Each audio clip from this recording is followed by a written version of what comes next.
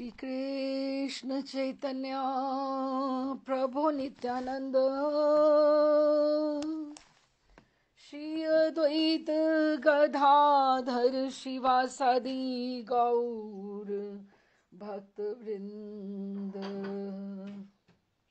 श्री रूप सनातन भट्ट रघुनाथ श्री जीव गोपाल भट्ट दास रघुनाथ एही छे गोसाई कौरी चरण वंदन यहाँ हैते विघ्नाशे अभीष्ट पुरन अभीष्ट पुरन अभीष्ट पुरन। आज 5वां सत्र है।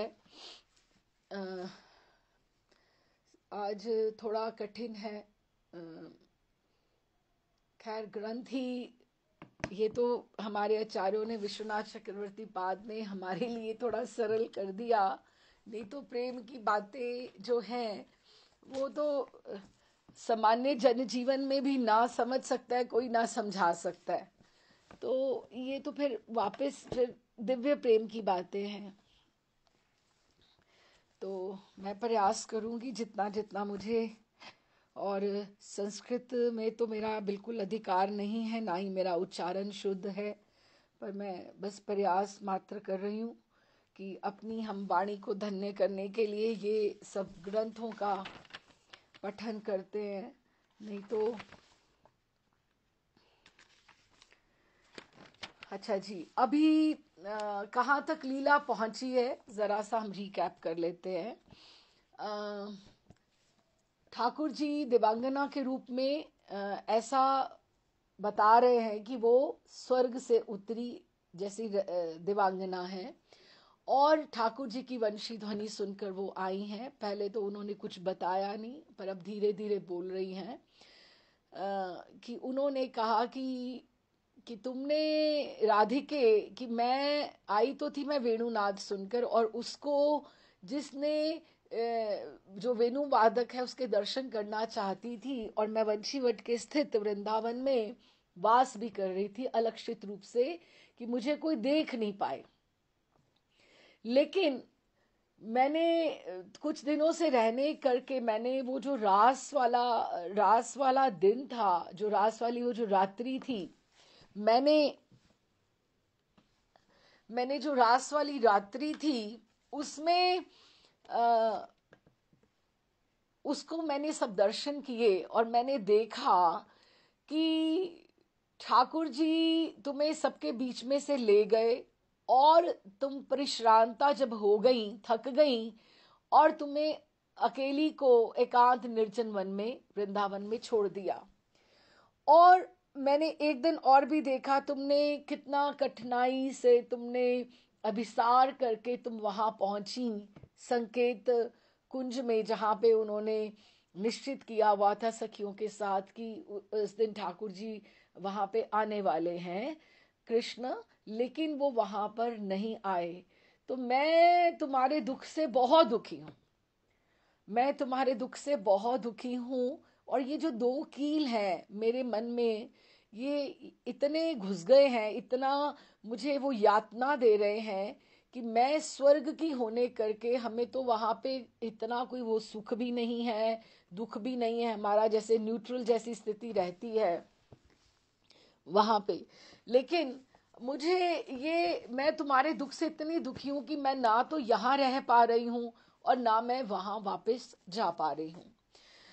तो प्रिया जी उनको कहती हैं कि जब वो देखती हैं कि, और उनको उन्होंने साफ साफ बोल दिया कि मैं जो हमने पिछली चौथे में भाग में पढ़ा था कि मैं कृष्ण से इतना डरी हुई हूं। ये दिव्यांगना रूपी कृष्ण बोल रहे हैं। अब दिव्यांगना अपनी खुद निंदा कर रहे हैं, खूब ठाकुर जी खूब अपनी निंदा ही कर रहे हैं कि मैं इतनी डरी हुई हूं कि कृष्ण में धर्म लोक लज्जा तनिक भी नहीं है। उन्होंने कभी दया क्या होती है उन्होंने उसको जाना ही नहीं है। जो मैंने उनके चरित्र का सबसे गान सुना है उसमें यही सुना है कि वो स्त्री वध करने में या बछड़े के वध करने में या यूं ही किसी की भी हत्या करने में वो चूकते नहीं हैं। तो मैं इसलिए कि कहीं मुझे ही ना कुछ मार दे या मुझे ही ना कुछ कह दें, तो इसलिए मैंने ये कुल मिला के देखा है कि तुम्हारे प्रेम की तो गौरी मैया के और अरुंधति के और लक्ष्मी जी की सभाओं में भी तुम्हारे प्रेम की महिमा का गुणगान होता है कि राधा रानी का प्रेम का कोई भी बराबरी नहीं कर सकता।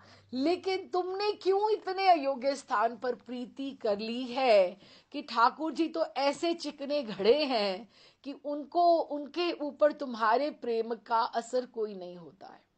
और सबसे बड़ी जो उन्होंने बात कही उन्हें कि ठाकुर में सब गुण हैं, सब गुण हैं, इतना अच्छे ठाकुर जी हैं कि इतने गुण उनमें हैं, लेकिन एक ही बात जो है उनमें सबसे बड़ी बड़ी जो दोष है कि उनमें विवेचना का गुण नहीं है कि कौन मुझे अधिक प्रेम करता है, कहाँ मुझे अपना समय देना चाहिए और कहाँ नहीं देना चाहिए। तो वो सबके लिए एकदम से सबको यूं ही स्वीकार कर लेते हैं। तो संकेत वन पे संकेत कुंज में भी तुम्हारे पास नहीं आए, रास्ते में कहीं और चले गए, तो उनको ध्यान ही नहीं रहता कि तुम भी वहाँ कहीं दुख में होगी और प्रतीक्षा कर रही होगी। तो उनमें विवेचना की शक्ति नहीं है। तो इसीलिए मुझे लगता है तुमने बड़े अयोग्य स्थान पर प्रीति कर ली है। और वो रोते रोते उन्होंने ये सब बातें कही उन्होंने। तो राधा रानी ने उनको बोला कि पता नहीं आप में कैसी ऐसी आकर्षणी मोहिनी शक्ति है कि आप मेरे प्रियतम की निंदा भी कर रही हो, लेकिन फिर भी मैं अपने आप को आप में अनुरक्त अनुभव कर रही हूं। नहीं तो कोई और होता तो मैं प्रियतम की निंदा इस तरह से सुनती नहीं, लेकिन आप में ऐसी है। तो मैं तुम्हें मेरा जो प्रेम है ठाकुर जी के प्रति कैसा है, किस तरह का है, मैं अपना मन खोल के आपको समझा सकती हूँ। लेकिन लेकिन आप एक बार बीच में उन्होंने ठाकुर जी के जो देवांगना के अश्रु भी अपने आंचल से जो पहुंचती हैं, तो ये भी पहुंचती हैं और उनको ये बताती हैं कि अगर आप यहाँ पे रहो तो मैं आपको ये सब बातें समझा सकती हूँ। अब आगे पढ़ते हैं।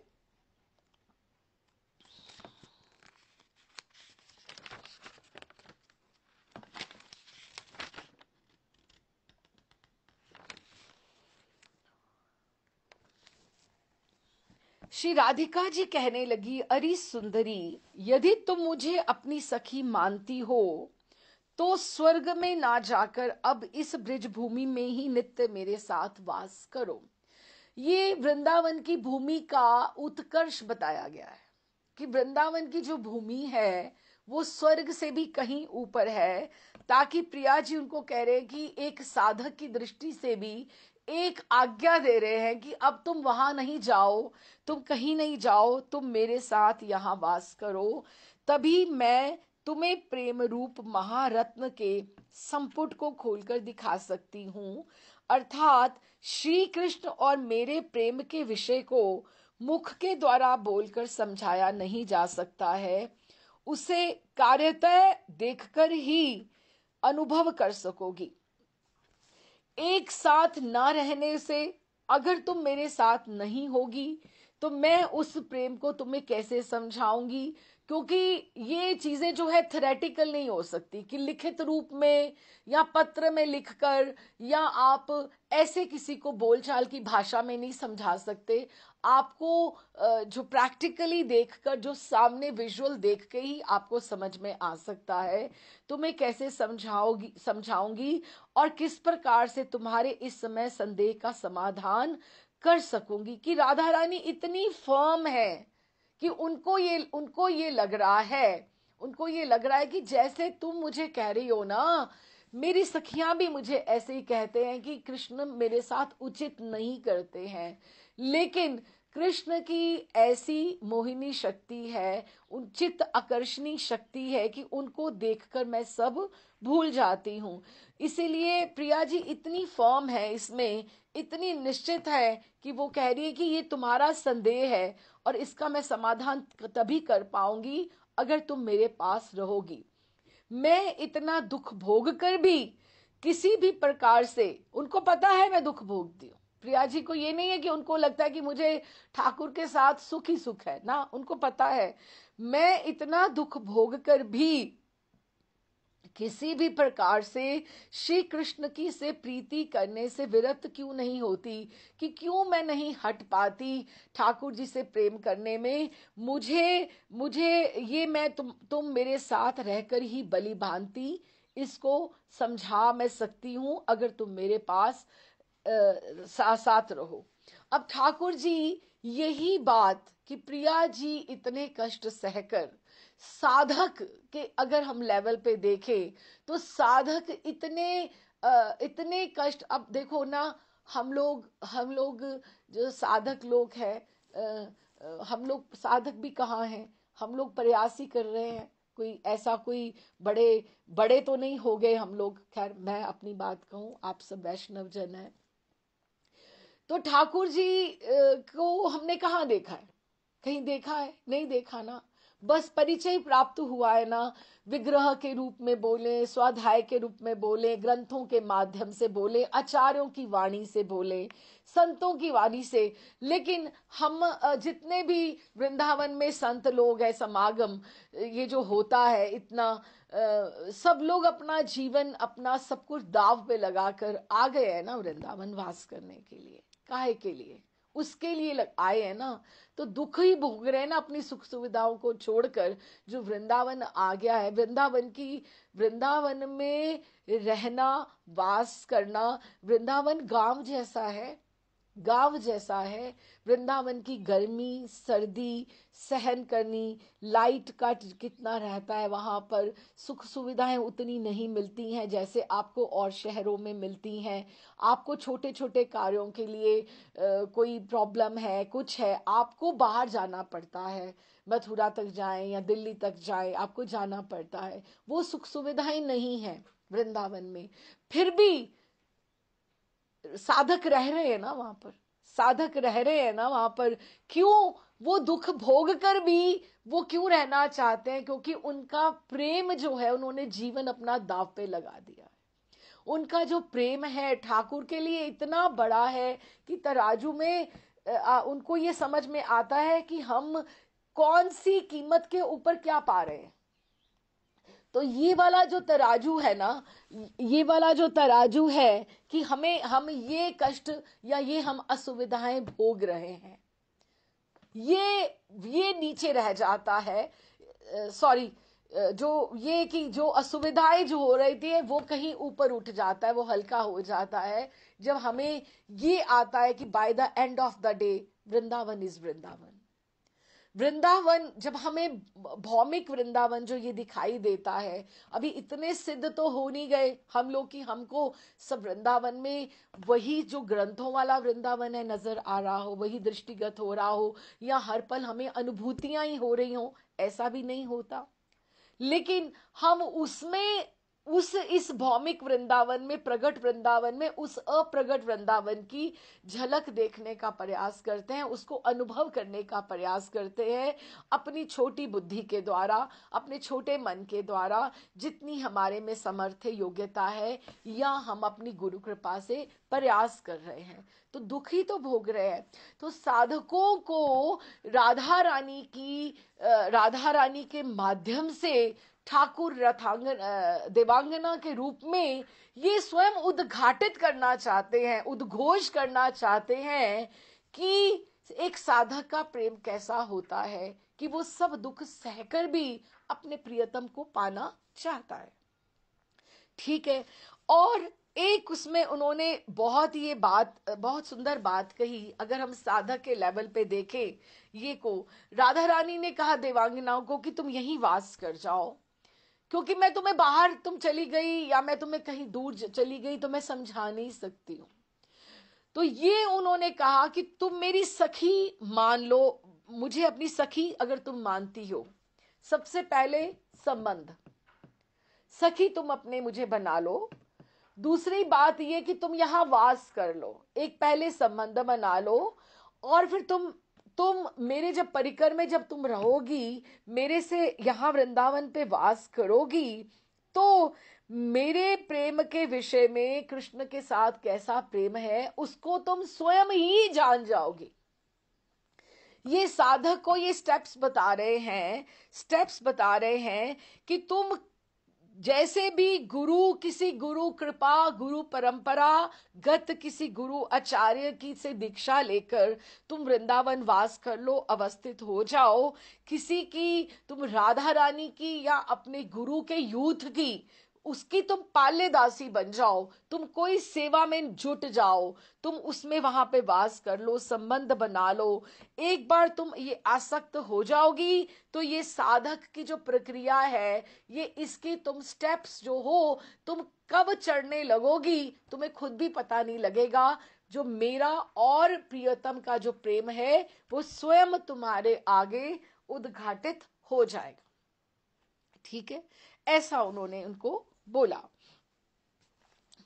तो ये उन्होंने एक साधक की प्रक्रिया बताई और समाधान बताया कि जो तुम्हारे मन में दो कील जो लगे हुए हैं उसका समाधान ऐसे ही हो सकता है जिस तरह से मैं ये तुम्हें बता रही हूं। अच्छा जी। फिर उन्होंने उनको बोला कि अभी हम एक बार ये वाला श्लोक पढ़ लेते हैं, एक बार पढ़ते हैं कि त्वम में सखी भवसी, कि तुम अगर मेरी सखी बन जाओ। इसका मतलब एक ओपन, प्रिया जी कितनी करुणामय है कि एक ओपन इनविटेशन उन्होंने उनको आवाहन कर दिया कि तुम में सखी भवसी। कितनी बड़ी बात है कि तुम मेरी सखी तुम बन जाओ। चेन दिव्यम प्रयासी, की अगर तुम इस तरह से प्रयास करोगी तो नित्य स्थिति ब्रिज भू विह, कि अगर तुम्हारी नित्य स्थिति होगी कहाँ, ब्रिज में, ब्रिज की भूमि में अगर तुम नित्य वास करोगी, मया करोशी, कि अगर करोगी, तत् प्रेम रत्न वर संपुटम उद्घटय, कि मेरे जो प्रेम का जो संपुट है वो अपने आप उद्घाटित हो जाएगा। हाँ, त्वाम दर्श्यामी तधृते न समाधामी, कि ये जो तुम्हारी बातों का समाधान है ये स्वयं में हो जाएगा। तो कहने का अर्थ ये हुआ कि ये प्रिया जी का ये वाक्य है कि जो वृंदावन में वास करे, जो प्रिया जी की शरणागति ले, जो अपने गुरु आचार्यों के से संबंध बना के उनके आश्रय में जो वृंदावन में वास करते अपनी साधना में एक बार जुट जाएगा, तो प्रिया प्रियतम का जो ब्रिज तत्व, जो प्रेम रस तत्व है वो स्वयं उद्घाटित होना प्रारंभ हो जाएगा, जो स्वर्ग में जाकर या वैसे मैं उसको बोलकर कहीं भी नहीं समझा सकती हूँ, क्योंकि ये वृंदावन का उत्कर्ष है, ये वृंदावन की ये बड़ाई है। ठीक, अब आगे पढ़ते हैं। देवांगना वेशधारी श्री कृष्ण श्री राधिका की बात श्रवण करके बोले, हाय हाय, इतने समय तक परिचय होने पर भी तुम मुझ पर विश्वास नहीं कर रही हो। इतनी देर से हम बातें कर रहे हैं और मैं स्वयं स्वर्ग से आई हूं तुम्हारी महिमा को जानकर। हाँ, और तुम फिर भी मेरे पे विश्वास नहीं कर रही हो। हे राधे, तुम मुझे अपनी सखी बनाना चाहती हो, किंतु ये तो बहुत दूर की बात है। मैं तो तुम्हारी दासी हूं, मैं तो सखी बनने के योग्य ही नहीं हूं। मैं तुम्हारी दासी हूं। इसमें भी क्या उत्कर्ष बता रहे हैं? सखी का उत्कर्ष बता रहे हैं या दासी का बता रहे हैं? दासी का उत्कर्ष बता रहे हैं। सखी नीचे है, दासी ऊपर है, क्यों? दासी को अधिकार है बहुत सारी स्थितियों में निकुंज में प्रवेश का, दासी का। हम बड़ी बार ये बात बोलते हैं, हम सखी के साथ बैठे हों तो हमें एकदम से थोड़ा अपनेपन से, ठीक है अपनी है अपना है, लेकिन आप फिर भी संकोच कर जाओगे कि मुझे मुझे थोड़ा सा जल चाहिए। आप उतने अधिकार, ठीक है बहुत स्नेह है सखी के साथ, वैसे नहीं कह पाओगे, लेकिन आप दासी को अधिकार आवाज दे दोगे कि मुझे थोड़ा सा जल देना। जो दासी को जो सेवा मिल सकती है वो सखी को नहीं मिल सकती।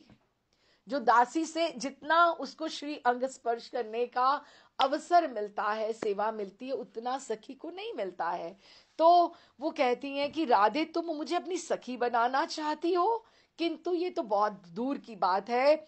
मैं तो तुम्हारी दासी हूं, मेरे प्रति प्रसन्न हो तथा सब प्रकार से मुझ पर शासन करो, मेरे को ताड़ो, मेरे को दंडित करो, मेरे पे अनुशासन करो, तुम मुझ पर अनुग्रह करो या निग्रह करो, कि तुम मुझे ऊपर कृपा करो या मुझे अपने से दूर करो। मैं श्री विष्णु की शपथ लेकर कहती हूँ, हे राधे तुम ही एकमात्र मेरी एकमात्र गति हो, कि तुम्हारे अतिरिक्त मैं किसी और को नहीं जानती हूं।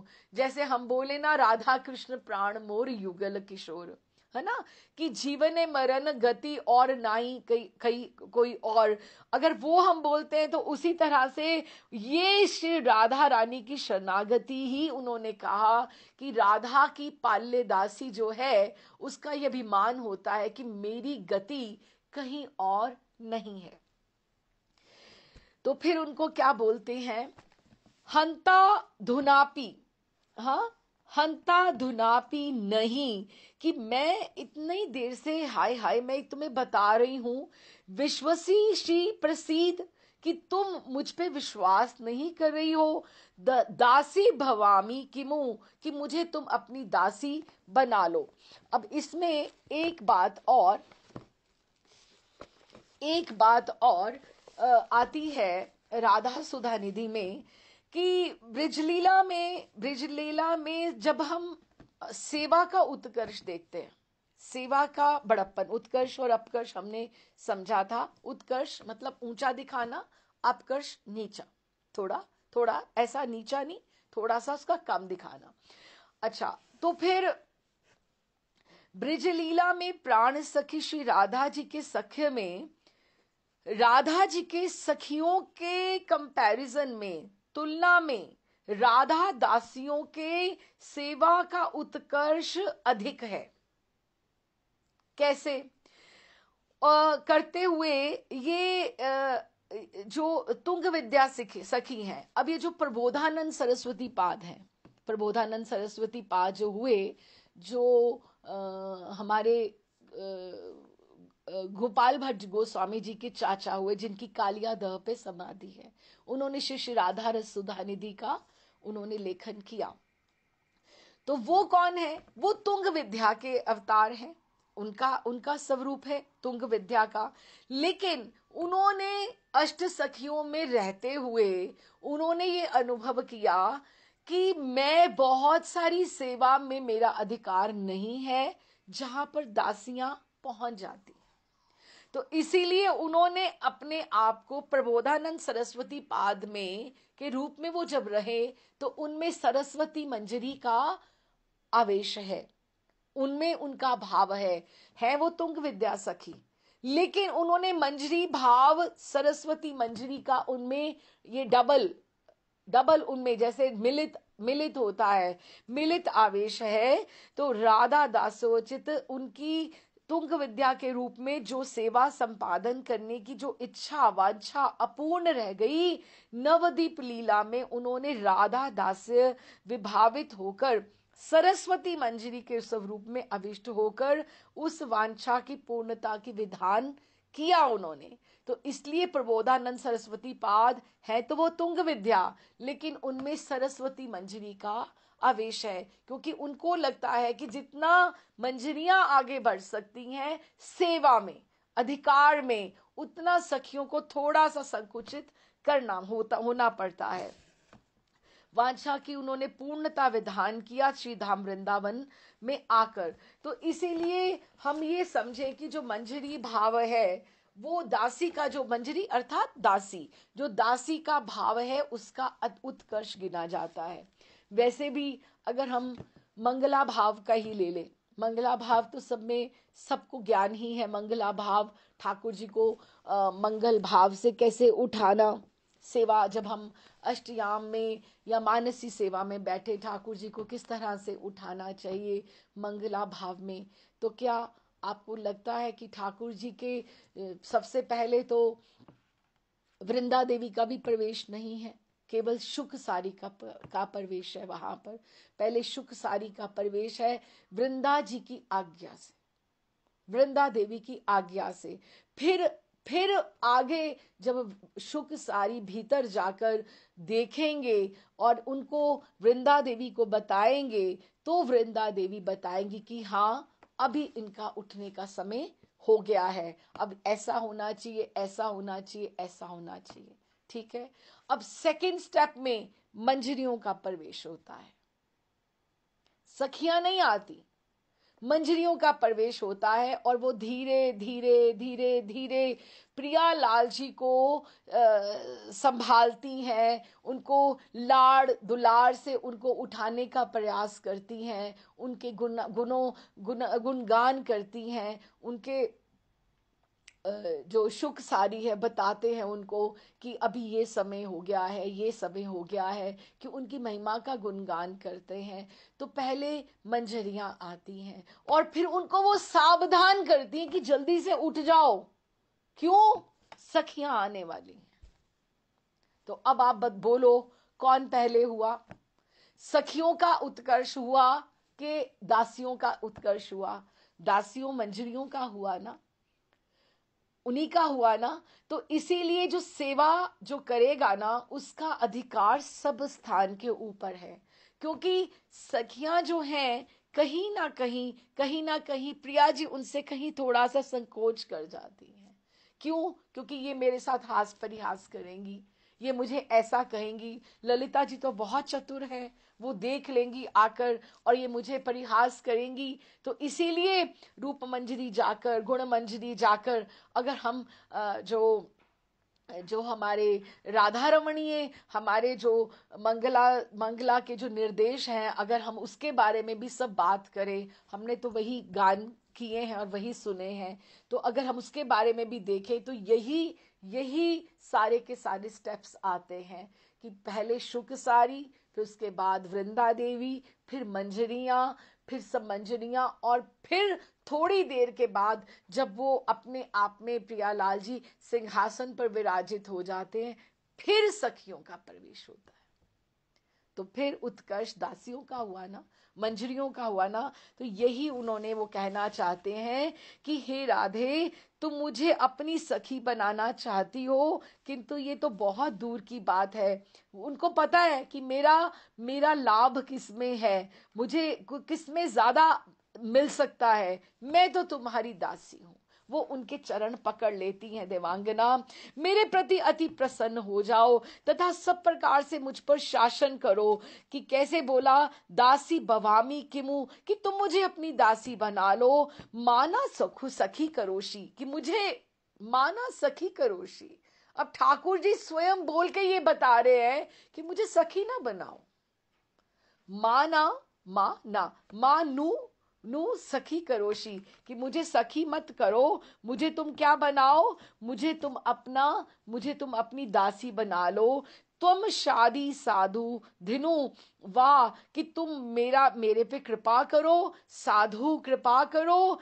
वाह गतिर्मम, कि या अगर तुम चाहो तो तुम मेरे को ताड़ित करो, तुधम, या मुझे ताड़ित करो, मेरे पे शासन करो, मुझे गुस्से से समझाओ, लेकिन तुम मुझे सखी नहीं बनाओ। आप सखी को तो आप आपको बहुत रिस्पेक्टफुली आपको बोलना पड़ेगा, आपको हर बात में ध्यान रखना पड़ेगा कि इसको बुरा नहीं लग जाए। लेकिन दासी जो है, दासी को तो आप अधिकार पूर्ण डांट भी सकते हो, फटकार भी सकते हो। तो इसलिए कहते हैं कि मुझे आप फटकारो, शासन करो, न तदु वा गतिर्मम राधे त्वमेव शपथम करवाणी विष्णु। मैं विष्णु की, अब ठाकुर जी स्वयं है, कृष्ण की सौगंध तो खा नहीं सकते, कृष्ण को तो वैसे ही वो चिकना घड़ा बता रहे हैं और अयोग्य बता रहे हैं, उनकी कसम कैसे, शपथ कैसे खाएंगे। तो विष्णु की सौगंध खा के बोल रही हैं, क्योंकि वो स्वर्ग लोक से आई है ना, तो विष्णु की सौगंध खा के बोलती हैं कि राधे त्वमेव, तुम ही केवल एक मेरी गति हो, त्वमेव शपथ करवाणी विष्णु, मैं विष्णु की शपथ खा के बोलती हूं कि मेरी गति एकमात्र केवल और केवल तुम ही में है। तो ये इस तरह से उन्होंने उनको बोला। तो आगे क्या बोलती हैं, इस बात को सुनकर वृषभानु नंदनी श्री राधिका कहने लगी, अरे सखी, यदि तुम्हें मेरे प्रेम के संबंध में श्रवण करने की इच्छा हो रही है तो सुनो। प्रेम का ये परिमाण है, प्रेम इस प्रकार से होता है, ये प्रेम का स्वरूप है अथवा ये प्रेम का स्वरूप नहीं है। जो ऐसी बातें करते हैं, जो ऐसी बातें कहते हैं, वे वेदादि शास्त्रों का अध्ययन करने पर भी प्रेम के विषय में कुछ नहीं जानते। अब यहां से सिद्धांत पक्ष प्रारंभ हो जाता है कि प्रिया जी ने जब उनका देखा कि वो स्वयं रो रही हैं और मेरे दुख से दुखित है, और जैसे मेरी सखियां मुझे कहती हैं कि तुम ठाकुर पे, तुमने बड़े अयोग्य स्थान पे प्रीति कर ली है, ये भी मुझे बिल्कुल वही बात कर रही हैं कि मेरे दुख से दुखी हैं। प्रिया जी ने उनके आंसू भी पहुंचे, बीच में आंसू भी पहुंचे।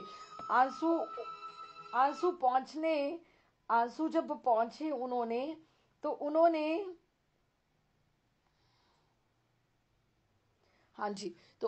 आंसू जब उनके पहुंचे, लेकिन वो ठाकुर जी की इच्छा से सोचो, या आंचल का वो जो दुपट्टा आया, ये जो आंचल का ये जो आया, आवरण आया, वो प्रिया जी उनको नहीं उस स्पर्श से जान पाई कि ये ठाकुर जी है, कि ये देवांगना है। क्योंकि एक स्पर्श जरा सा हुआ तो है, वो अनुभव तो कर रही हैं कि कोई ना कोई इनमें चित्त आकर्षणी शक्ति है, कि ये मेरे प्रियतम की निंदा कर रही हैं, फिर भी मैं इनसे अनुरक्त हो रही हूं। बीच में फिर इसका सैद्धांतिक पक्ष प्रारंभ हो जाएगा। तो वो हम जो पद की बात करना चाहते थे, तो हम अभी उसको कर लेते हैं पहले, फिर सैद्धांतिक पक्ष इसका प्रारंभ हो जाएगा। बड़ा सुंदर पद है कि जब प्रिया जी स्पर्श से जान पाती हैं कि ये ठाकुर जी हैं। तो नीलाचल में ब्रिज माधुरी में हमने बहुत सुंदर सुंदर गायन थे, उसमें ब्रिज भाव में, ब्रिज भाषा में भी थे। तो इसमें तो खैर सब ऐसे श्लोक ही और ये ऐसे प्रोज ही सब चल रहा है, तो एक पद भी हो जाएगा इसी बहाने से। तो एक करते हैं कि ये शयन की लीला है, जो मैं कह रही थी, बरसाना में आप जाइए तो बरसाना में जहाँ दर्शन होते हैं, आजकल तो बाहर होते हैं, लेफ्ट हैंड के ऊपर ये चित्र भी अंकित है और ये पद भी लिखा हुआ है। हाँ, और हितरिवंशी का नहीं है, श्री व्यास जी का है, व्यास जी की वाणी से है ये। तो मैं एक बार गाती हूँ, आपको समझ में भी आएगा, शायद हमने पहले भी गान किया होगा, और थोड़ा सरस भी हो जाएगी आज की जो सेशन है। राजत निकुंज धाम ठकुरानी किस तरह से, देखो ना, अब महाराज भी कह रहे थे, महाराज द्वारिका में थे ना, तो बड़े सुंदर उन्होंने बात कही। उन्होंने कहते, जब हम राधा रानी के वहां पे, अब मुझे तो नहीं पता, मैं नहीं गई, महाराज बता रहे थे, जो लोग गए उनको पता होगा कि द्वारिका में रानियां तो बहुत है, ठाकुर जी की रानियां तो बहुत है। तो जब जिनके मंदिर बंद होते हैं, तो वो जो चाबी होती है ना, तो वो राधा रानी के मंदिर में दे दी जाती है। दे दी जाती है और वहीं से सुबह या जब भी दोपहर को जब भी उत्थापन करना होगा, मुझे नहीं पूरी रीति पता, जो द्वारिका वाले हैं उनको ज़्यादा पता होगा, गुजराती समाज को, कि वहाँ से फिर राधा रानी से, या नीता जी गई थी तो उनको पता होगा कि कैसे होता है। नीता जी आप बताइएगा। जी, वो चाबियां उनको दे दी जाती हैं, हाँ, तो उसके बाद चाबी उनसे ही ली जाती है दोबारा। अच्छा, तो रात्रि में ऐसा होता है कि दिन में भी? दोपहर को भी रात्रि में भी। अच्छा, तो रानियों के महल है, रानियों के महल है। ठकुरानी है राधा रानी, तो उनको दी जाती है चाबी। हाँ, यही बात, बहुत आनंद आया था ये चीज। हाँ यही बात महाराज ने कहा कि पुजारी जी ने, उन्होंने बात जब करी, महाराज ने जब उनको कहा, तो उन्होंने कहा रानियां तो ठाकुर की बहुत होंगी, लेकिन ठकुरानी एक ही है। और ठकुरानी कहते द्वारिका में भी ठकुरानी एक ही है, हमारी राधा रानी, और वृंदावन में तो है ही राधा रानी, ठकुरानी है ही है। हमारे ठाकुर की ठकुरानी एक है, रानियां होती होंगी, बहुत होंगी। बहुत सुंदर ये बात थी। तो कैसे सब सखियों ने, दासियों ने कुसुम सेज प्रिया जी की सजाई है, तो वहां पर कुसुम सेज पर पौड़ी श्री राधा शयन कर रही हैं। राग सुनत मृदु बाणी, राग सुन रही हैं। जब उनका कोई चरण चापन कर रहा है तो उनको धीरे धीरे कोई राग सुना रहा है। राजत निकुंज धाम ठकुरानी। तो ललिता जी क्या कर रही हैं? इस समय दासी नहीं है, कोई पास में सखी है, ललिता जी का भी बहुत समर्पण है। कभी उनकी भी बात करेंगे, अभी इधर ही बात करते हैं। बैठी ललिता पाय पलोटत, कि वो ललिता जी चरण उनके पलोट रही हैं, तो ठाकुर जी पीछे आके खड़े हो जाते हैं और हाथ जोड़ के, और क्या उनकी दृष्टि में लालच है, लालच है, जैसे कि इतनी अच्छी सेवा मुझे मिल जाए तो। कैसे? बैठी ललिता पाए पलोटत, लाल दृष्टि ललल छानी, लाल दृष्टि ललचानी। फिर क्या कहते हैं? हा हा करत सखी सो मोहन, प्रार्थना करते हैं। हाँ, विनय करत सजनी सो मोहन, ललिता जी को बोल रहे हैं सजनी, मेरा भी नंबर लगा दो कि मुझे ये सेवा दे दो। विनय करत सजनी सो मोहन, तो ऐसे उनको कह रहे हैं। हित सो हा हा खानी, हित सो क्यों? कि मेरे लिए, मेरे प्रेम की खातिर, देख मैं भी तो तुम्हारा प्यारा ही हूं ना। हित सो, मेरे प्रेम की खातिर तुम मुझे, मैं हा हा वो खाते हैं कि निकुंज धाम ठकुरानी की मुझे तुम ये सेवा दे दो। तो फिर ये अभी ये क्या हम बात कर रहे हैं? सखियों से दासियों का उत्कर्ष है, और यहां पर कृष्ण से सखियों का उत्कर्ष है। देखो, आप बात समझो, ये तीन बातें आ गई, मंजरियां, सखियां और कृष्ण। यहां जो है मंजरियां जो ऊपर है सखियों से, क्यों? क्योंकि उनका सेवा में अधिकार है। और यहां कृष्ण आगे, सखियों के आगे हाहाकार रहे हैं, सखियों का उत्कर्ष हो गया किसके आगे? कृष्ण के आगे, क्योंकि उनको कह रहे हैं। तो क्या कहती हैं? भई प्रसन्न लाल पर ललिता, प्रसन्न हो गई, तथास्तु, प्रसन्न हो गई कि जाओ, जो तुम चाहते हो वो हो जाए। क्या? भई प्रसन्न लाल पर ललिता, दई आज्ञा मुस्कानी, हंस के बोली प्रिया जी, सॉरी ललिता जी, कि आओ आओ मोहन पाए पलोटो, पर ज्यों कुंवरी ना जानी। अच्छे से घूंघट ओढ़ लो और धीरे धीरे धीरे धीरे करना, ज्यों कुंवरी ना जानी, कि कुंवरी जी को पता ना लगे। इस तरह से करना। ये प्रसन्नता से उन्होंने ठाकुर जी जो हाहा खा रहे थे उनको उन्होंने ये दे दिया। ये ललिता जी का उत्कर्ष दिखाया, ललिता जी का उत्कर्ष बताया, ठाकुर जी को का अपकर्ष हो गया यहां पर। ठीक है, अब आज्ञा दई सजनी को मोहन, जब आज्ञा दे दी, मुख ऊपर पट तानी, मुख के ऊपर उन्होंने पट लगा लिया कि मुखारविंद कोई दर्शन नहीं कर पाए, आते जाते कोई सखी, कोई दासी या किसी को पता ना लगे ये कौन चरण पलोट रहा है। हाँ, फिर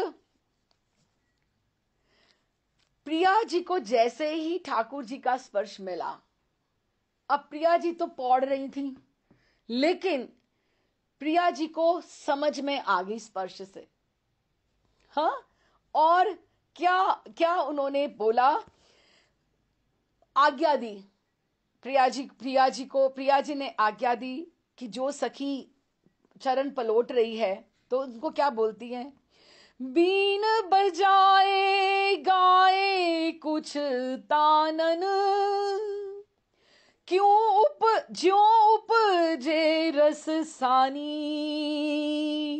राजत निकुंज धाम ठकुरानी। कहती अरे सखी, कुछ कुछ तुम बीन बजा के कुछ गाओ, तो कुछ गाओ, अच्छे से कुछ गाओ, ऐसा कुछ गाओ कि मुझे अच्छे से नींद आ जाए, ऐसे जैसे कोई रसमयी कोई चर्चा सुनाओ या कुछ गा के सुनाओ।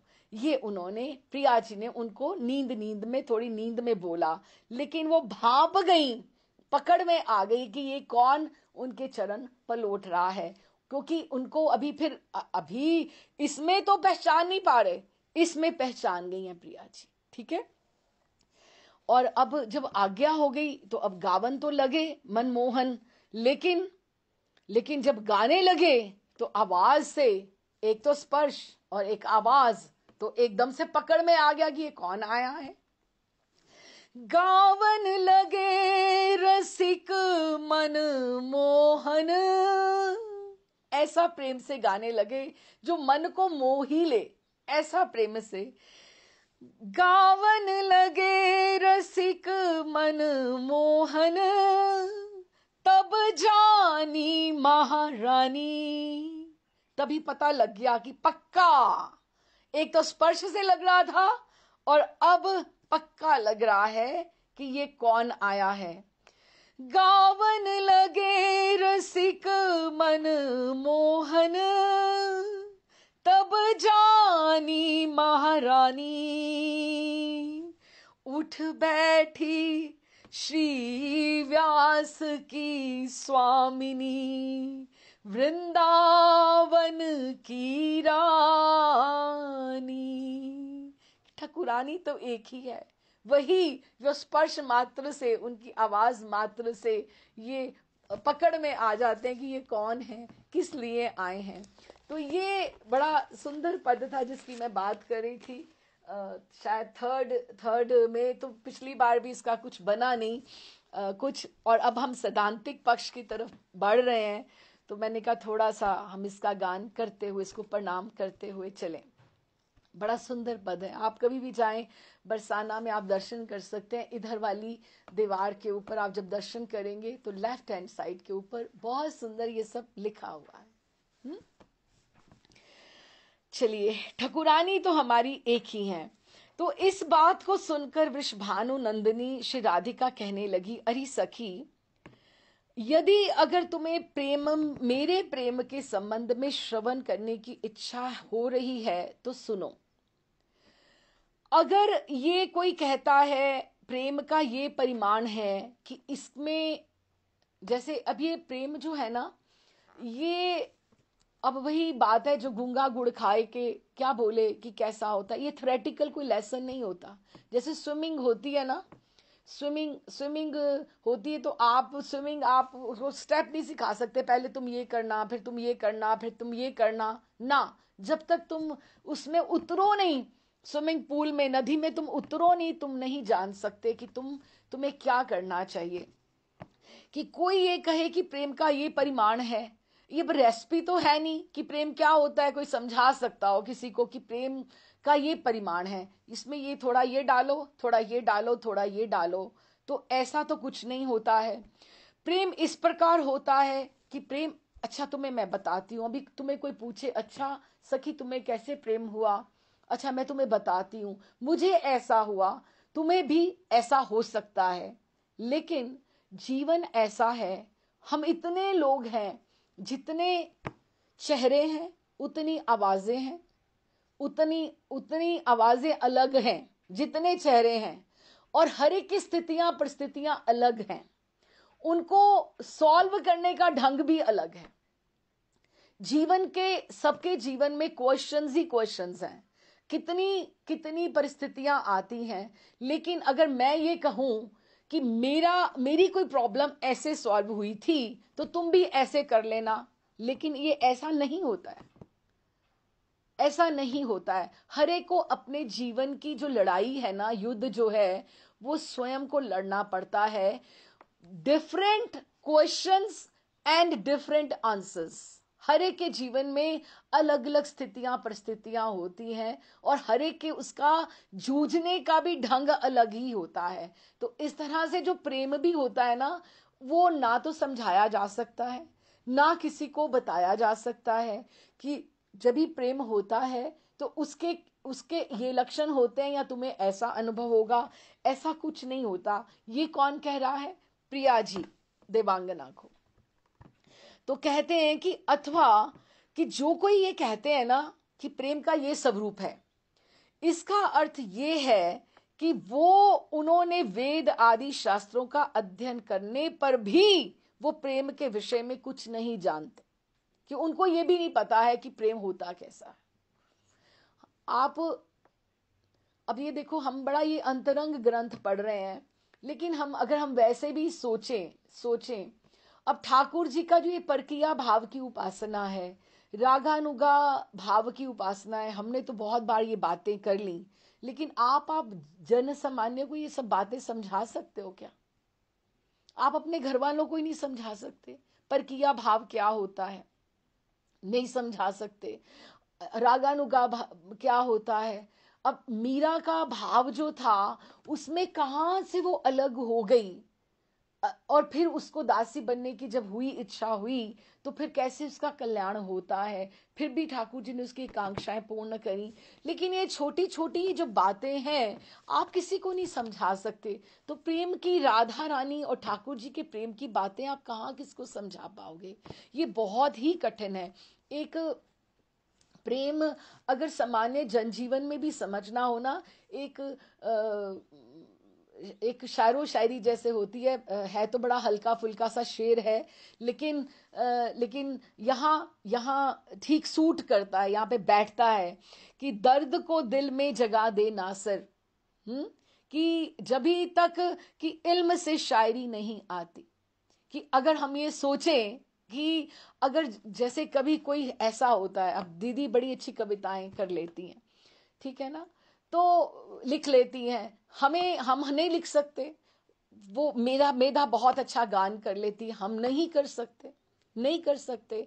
अच्छा, हर एक ही अपना अपना टैलेंट होता है। लेकिन अगर आप ये बोलो कि आप शायरी आपको करनी आ जाए, आप शायरी आप कर लो, हर कोई नहीं कर सकता है, नहीं कर सकता। उसके लिए दर्द को दिल में जगह देनी पड़ेगी, फिर उसमें से कविता फूटेगी, उसमें से स्त्रोत फूटेगा, उसमें से आपको शायरी फूटेगी। फिर क्योंकि ये जो दर्द है ना दिल में, जो जो हमें प्रतिकूलता जिंदगी की है, जीवन की प्रतिकूलता बड़ा कुछ सिखा देती है। गरीबी जैसे इंसान को बड़ा कुछ सिखा जाती है। जब गरीबी आती है, हाथ तंग होता है, कितनी चीज़ें वो सिखा जाती है जो बड़े घर के बच्चे नहीं सीख पाते। जो गरीबी में जो छोटे बच्चे सीख लेते हैं कि ऐसे करना चाहिए, ऐसे बड़े घर के बच्चों को नहीं समझ में आती है। उस तरह से जो अगर शायरी सीखनी है तो आपको दर्द आपको पहले दिल में लेकर आना पड़ेगा। और जो प्रेम का अनुभव है, ये सारी दिल की बातें हैं, हृदय की बातें हैं। इसकी कोई थ्योरेटिकल लेसन्स नहीं है कि आपको लिखित पढ़त ऐसा हो। तो प्रिया जी उसको कह रही हैं, वक्तुम तथा तथा प्रवृत्ते वृषभानु नंदिनी, कि वृषभानु नंदिनी प्रवृत्त हुई कुछ बताने के लिए सिद्धांत पक्ष, कि तुम अगर मेरे प्रेम का, अगर तुम मेरे प्रेम को समझना चाहती हो तो ये सुनो। आकर्ण्य विविध विविदिशा मीह छेदासी, कि मैं अगर तुम इस तरह से तुम्हारे में ये बात जिज्ञासा हुई है, तुम्हें ये बोध कराना चाहती हो कि जो कि तुम्हारा प्रेम कैसा है, कि ये प्रेम इस तरह का है कि यो वेद वेद विद सावापी नेव वेद, कि जिन्होंने इतने वेदों का ज्ञान लिया भी है, जिन्होंने पढ़ा भी है, जो समझाने का प्रयास भी करते हैं कि प्रेम ऐसा है, प्रेम ऐसा है, उनको अभी तक भी कुछ नहीं समझ में आया। तो इसीलिए जैसे हम बोलते हैं नेति नेति, ठाकुर जी के गुणों के बारे में, न इति, इसका अंत नहीं है, इसका न इति न इति। तो प्रेम के बारे में भी ऐसा ही कहा जाता है कि प्रेम को एक्सप्लेन करना बहुत ही कठिन है। इस तरह से प्रिया जी ने कहा। तात्पर्य ये है कि these things cannot put into words, कि प्रेम का स्वरूप अनिवर्चनीय है, कि आप एक्सप्लेन नहीं कर सकते हो।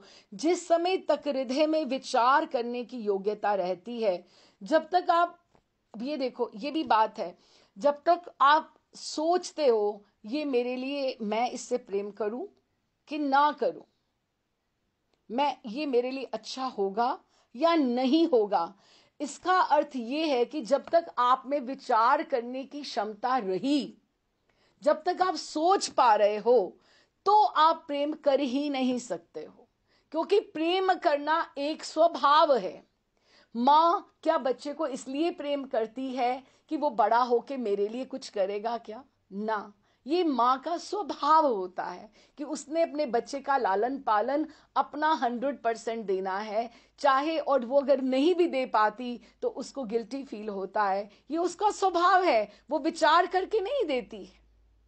तो प्रेम ऐसी चीज है जिसमें विचार नहीं होता, सबसे बड़ी ये बात है।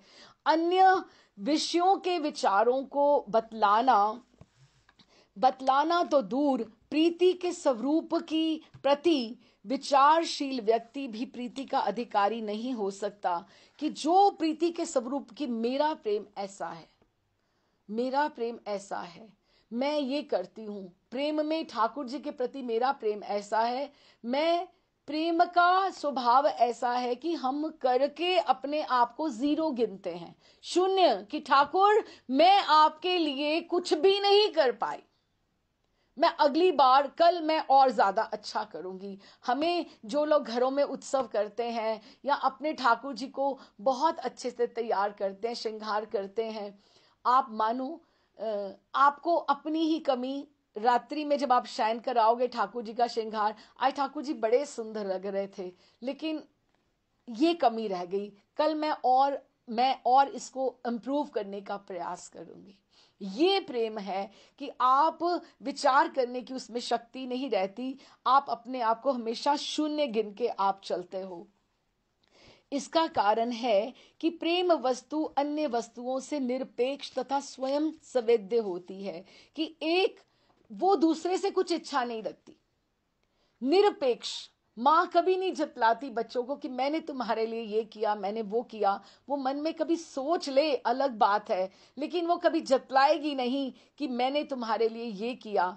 और वो स्वयं संवेद्य होती है, कि अर्थात वो उसके अपने आस्वादन का विषय है। ऐसे ही प्रेम होता है। जो ये प्रेम, मैं वात्सल्य के बीच में बात लेके आ रही हूं क्योंकि ये जन सामान्य को समझ आने वाली बात है। है ना। इसीलिए वात्सल्य की बात लेके आ रही हूं। लेकिन ये जो प्रिया प्रियतम का प्रेम जो है, ये अलग स्तर का प्रेम है और अलौकिक है, क्योंकि इसमें निरपेक्ष, निरुपाधिक, अनकंडीशनल, इसको इंग्लिश में बोलें कि ऐसा प्रेम जिसमें शर्तें नहीं होती, जिससे में दूसरे से कुछ लेने की लालसा नहीं होती, just to give give and give, और स्वयं स्व संवेद्य कि उसका वो आस्वादन खुद करके वो प्रसन्न होता है जो साधक होता है। यदि एकमात्र प्रियजन की सुख कामना के अतिरिक्त अन्य कोई भी ज्ञान हृदय में रहता है तो उस हृदय में प्रेम का आविर्भाव नहीं हो सकता। ये अंडरलाइन करने की बातें हैं। ये हम अगर समझें कि मेरा प्रियतम कैसे सुखी होगा, अब इसमें सब कुछ आ गया। ये क्या है, हम साधक अपने आप को भी सोच सकते हैं, तत्सुखिया भाव, कि हमारे ठाकुर जी इसमें से कितने प्रसन्न होंगे। तो हम जितना बेस्ट से बेस्ट ठाकुर जी का करने का प्रयास करते हैं एज अ साधक, तो हम लोग क्या करते हैं कि ठाकुर जी तत्सुखिया भाव, कि ठाकुर जी किसमें प्रसन्न होंगे। ये अगर यही एक विचार तत्सुखिया भाव होना चाहिए कि कुछ भी काम करने से पहले कि मेरे ठाकुर कैसे प्रसन्न होंगे, इस चिंता में तन्मय होने की अवस्था का नाम ही प्रेम है। सिर्फ यही चिंता रखनी चाहिए कि मेरे प्रिया प्रियतम मेरे से कैसे प्रसन्न होंगे। और प्रिया जी कहते हैं, प्रिया जी कहती हैं कि हे देवांगना, मैं बस यही सोचती हूँ कि मैं क्या करूं जिससे मेरे ठाकुर मेरे से प्रसन्न होंगे। तो इस अवस्था में विचार बोध रह ही नहीं सकता। जब आप दूसरे की ही भलाई सोच रहे हो, दूसरे के प्रेम के बारे में, सुख के बारे में ही सोच रहे हो, तो उसमें अपना विचार कहाँ आता है ना। तो जो विचार करते हैं उनको प्रेम का अनुभव हो ही नहीं सकता। प्रेम की उपलब्धि अन्य किसी बोध का उदय हो ही नहीं सकता। इसलिए जहां विचार है वहां प्रेम नहीं है, क्योंकि प्रेम में आप अपना अच्छा बुरा नहीं सोचते हो कि मुझे इससे क्या मिलेगा। आपने कभी सोचा है सेवा करने से पहले साधक के स्तर पे सोचें कि आज मैंने सेवा की, आज ठाकुर मुझे ये दे देना, आज मैंने तुम्हारा भोग बनाया, आज तुम्हारी मैंने श्रृंगार किया, कभी तुमने मांगा है क्या? नहीं, हम नहीं मांगते। क्यों? क्योंकि हम केवल सेवा के भाव से, प्रेम के भाव से वो करते हैं। वही तभी तो वो सेवा है ना, because that is not a business between you and Thakur ji. कोई डील तो है नहीं, हम ये कर रहे हैं आप ये करो, ये प्रीति है। यही जो सोच विचार के किया जाए वो प्रेम नहीं हो सकता, यही एक बात है। और जिसमें जिसमें केवल ये भाव हो, तत्सुखिया भाव, कि मैं ऐसा क्या करूं जिससे मेरे ठाकुर मुझसे रीझ जाएं, जिससे मेरी मेरी प्रीति उनसे बढ़ पाए। सिर्फ और सिर्फ यही जो है भाव ही आपको आगे लेकर जाता है। और प्रिया जी कहती हैं कि मुझ में भी यही बात है, क्योंकि मेरा प्रेम जो ठाकुर जी के प्रति है वो निरुपाधिक है, अनकंडीशनल है, निरपेक्ष है। उसमें मुझे स्वयं मैं उसका आस्वादन करती हूँ और मेरे मन में केवल और केवल यही भाव आता है कि ठाकुर जी इसमें मैं क्या करूं कि जिसमें ठाकुर जी प्रसन्न हो। ठीक। अच्छा, उसके बाद कहते हैं, हे सखी, यदि कोई व्यक्ति प्रेम तत्व जानने के लिए इच्छुक किसी अन्य व्यक्ति को प्रेम समझाने की चेष्टा करता है, तब वह जो कुछ भी समझाता है, उसकी उक्ति से जो कुछ अनुभव होता है, वो केवल एक मिस्टेक है, अगर विडंबना है। अर्थात मैं भी जो आपको प्रयास कर रही हूं ना, ये भी एक प्रयास ही है, बस मैं आपको समझा नहीं पा रही हूं। क्यों? क्योंकि ये विडंबना है, ये अनुभव की बात है। क्योंकि प्रेम तो स्वयं ही बोल दिया, नेति, अनिवर्चनीय, श्रेष्ठ वस्तु है। और इसका जब हम जो दो प्रेमी हैं, प्रिया और प्रियतम, बोले या और हम प्रेमी की बात करें, जब बताना प्रयास करेंगे ना कि मैंने आपके लिए ये किया, मैंने आपके लिए ये किया, तो ये प्रेम उसमें कपूर की तरह उड़ जाएगा। जिसमें जतलाना हो गया वो प्रेम हुआ कहां? नहीं हुआ ना। जब जतलाना आ जाता है वो प्रेम तो होता ही नहीं है, क्योंकि प्रेम ऐसी चीज है जो आपके स्वभाव में होता है। किसी के लिए, और वो किसी के गुण दोष नहीं देखता है। हाँ, वो अंतर्हित हो जाता है, तथा विचार ना करने पर ये और भी अधिक रूप से अंतर्हित हो जाता है कि अगर किसी को बतलाया भी नहीं जाए तो वो भीतर ही भीतर रहता है। प्रेम जो होता है वो प्रियतम को तो बताना ही पड़ेगा ना कि मुझे आपसे कितना प्रेम है, ना किसी और को बताएंगे तो अंतर्हित हो जाएगा, और प्रियतम को भी ना बतलाएंगे तो भी ये अंतर्हित हो जाएगा, क्योंकि अंदर ही अंदर वो रहेगा, भीतर ही भीतर ये रहेगा। ये प्रेम की परिभाषा है जो प्रिया जी बता रही हैं। अब इतने अलौकिक स्तर का प्रेम है, अब थोड़ा तो कठिन होगा ही, सैद्धांतिक पक्ष की ये बातें हैं, और साधकों को भी ऐसे सावधान करके उन्होंने इस तरह से हमें वो बता रहे हैं कि प्रेम जो है एक फ्लो है, एक बहाव है, जो एक नेचुरल रूप से एक किसी के भी भीतर आ सकता है, और ये अनुभव गम्य है, गम्य है। इसके किसी को भी हम बता नहीं सकते, इसको एक्सप्लेन नहीं कर सकते। ये एक अलौकिक अनुभव है।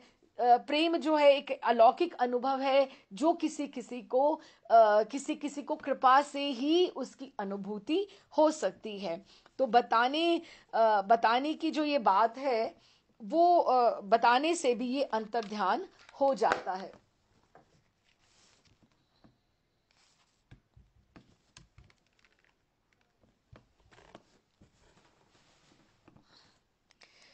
अच्छा जी, अब आगे ये कहते हैं कि तात्पर्य ये है कि प्रेम वस्तु जो है निरुपम है अर्थात कि अनुपम है, अलौकिक है, अनुभव गम्य है, और ये बुद्धि में नहीं बैठ सकता, बोध गम्य नहीं है, एक्सपीरियंस करने वाली बात है जिसको आप हृदय से अनुभव कर सकते हो। और और एक और बात है, देखो महर्षि भी बताते हैं, बड़े महाराज जी कहते रहे कि काम और प्रेम में बहुत पतली सी एक रेखा होती है, बहुत पतली सी, और उसमें केवल एकमात्र फर्क होता है, काम होता है कि हम आपसे ये चाहते हैं, और प्रेम होता है हम आपको चाहते हैं। अब आपको और आपसे सिर्फ इतना ही फर्क है। देखो कितनी पतली सी रेखा का है। जो मुझे सुख दे काम वो होता है जो मुझे सुख दे, जो मुझे अच्छा लगे, लेकिन जब प्रेम होता है उसमें तत् सुखिया भाव प्रधान होता है। ठीक है, ये इस जो श्लोकों का है ये विडंबना मात्र ही है कि मैं समझाने का प्रयास कर रही हूं, बिकॉज ये जो श्लोकों का अर्थ है हमें कहते हुए इसको पार करते हुए ही जाना है। अच्छा, अब कारण ये है कि प्रेम रूप पदार्थ का बोध उसकी उपलब्धि अर्थात अनुभव के ऊपर ही होता है। प्रेम में प्यारे का सुख अनिवार्य होता है कि प्रेम ठाकुर जी उसको रहे, और काम में अपना सुख, यही बात होती है तत् सुखिया। और इसमें भी ढिंढोरा नहीं पीटती। जो प्रेम करता है ना वो ढिंढोरा नहीं कभी पीटता। वो नहीं बोलेगा पता है मैं 4 बजे उठती हूँ, मैं भजन करती हूँ, मैं ठाकुर जी की सेवा करती हूँ, मुझे 3 घंटा लग जाता है। ये प्रेम नहीं होता। वो अगर आपने ढिंडोरा पीटा तो आप सब कुछ करके भी अब अपने आप को जीरो समझते हो, शून्य समझते हो। क्यों? क्योंकि आप सेवा में हो, आप अपना बेस्ट करके भी। अच्छा, तो फिर उन्होंने ऐसे बताया कि अर्थात हृदय जिस समय विचार करने के लिए तत्पर होता है उस समय प्रेम का आविर्भाव हो ही नहीं सकता जो सोचता है, और विचार बुद्धि जब तक जागृत रहेगी वो प्रेम वहां पे टिक ही नहीं सकेगा। इस तरह से ये चिंता ना की जाए कि क्या करने से श्री कृष्ण को सुख होता है तो भी प्रेम अवरीभूत। अच्छा, एक ये भी बड़ी बात है, ये चिंता अगर हम करें कि हम क्या करें कि ठाकुर जी को सुख मिले, ये भी गलत बात है। वो तो फिर प्लानिंग हो गई ना, ये भी विचार मन में नहीं आना चाहिए। ये तो फिर प्लानिंग हो गई ना, आप मैनिपुलेट कर रहे हो। ये आपके स्वभाव में एक इंजेक्शन लगना चाहिए कि ये ऐसा स्वभाव, एक नेचुरल फ्लो बहाव हो जाना चाहिए कि मैं ऐसा जो भी कर रही हूं इससे मेरे ठाकुर जी प्रसन्न हो, मुझे उनकी रीझ प्राप्त हो। तो प्रिया जी ऐसा प्रेम का स्वभाव बता रही हैं कि जहां विचार होता है वहां प्रेम हो ही नहीं सकता। उसमें चिंता भी नहीं की जाए कि मैं क्या करूं कि कृष्ण को सुख हो, तो भी प्रेम अवरीभूत नहीं होता। क्यों? क्योंकि आपके स्वभाव में एकमात्र श्री कृष्ण के को को अनुकूल्य करने की जो स्वभाव है वही होना चाहिए। अब हम कभी कभी हम बोल देते हैं ठाकुर जी हमारे साथ ये क्या हुआ, क्यों हुआ। ये भी एक विचार ही तो आ गया ना, ये भी तो एक शरणागत होकर एक तरह का अपराध ही है ना। ये इस तरह से नहीं होना चाहिए। जो हो रहा है उनकी रजा से हो रहा है, उनकी पसंद से हो रहा है।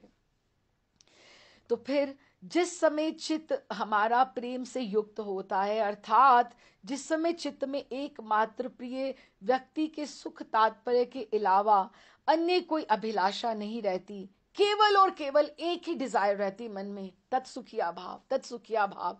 एक जैसे हैमरिंग है, तत्सुखिया भाव, तत्सुखिया भाव, कि ठाकुर जी कैसे प्रसन्न हो, कैसे प्रसन्न हो। तो फिर जिस समय और कोई विचार से रहित हो जाता है, और ये अवस्थाएं यदि हमारे स्वभाव के ऊपर विराजमान हो जाएं और एक नेचुरल फ्लो हो जाए, किसके प्रति? ठाकुर जी के प्रति। तो उसी समय प्रियजन को सुखी देखने से जो सुख होता है वही सुख स्वभाव में अधिरूढ़ होकर स्वाभाविक चेष्टाओं को प्रेम के द्वारा दिखा सकता है। कि हमारे हृदय में, ये बड़ी कठिन बातें हैं, मुझे भी समझने में, समझाने में कितनी बार ये पढ़ना पड़ा, इसको समझना पड़ा, तो मैं यहाँ तक पहुँच पाई। लेकिन थोड़ा सा हम इसको और सरस बनाने के लिए हम एक और अच्छी सुंदर कथा का भी गान करेंगे, जिससे और आपको सरल रूप से समझ पाए।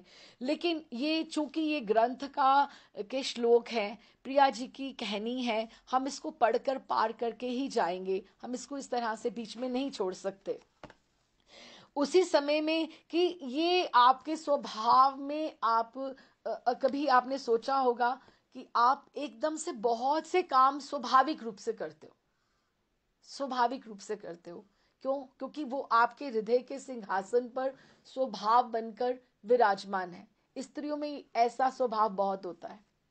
हाँ, किसी आया है कोई, जल चाहिए, अपने आप उठ जाते हो, बर्तन रखना, ये भी कर दूं, इनको और क्या खिला दूं। स्त्रियों में ये समर्पण का भाव, इसका अर्थ ये है कि जो समर्पण है, अपना कुछ नहीं सोचना, विचार नहीं रखना, और दूसरे की प्रसन्नता कैसे प्राप्त की जाए, कैसे की जाए, ये अगर हमारे स्वभाव में अधिरूढ़ होकर हमारे हृदय में अगर विराजमान हो जाती है, तो भी तो यही प्रेम है।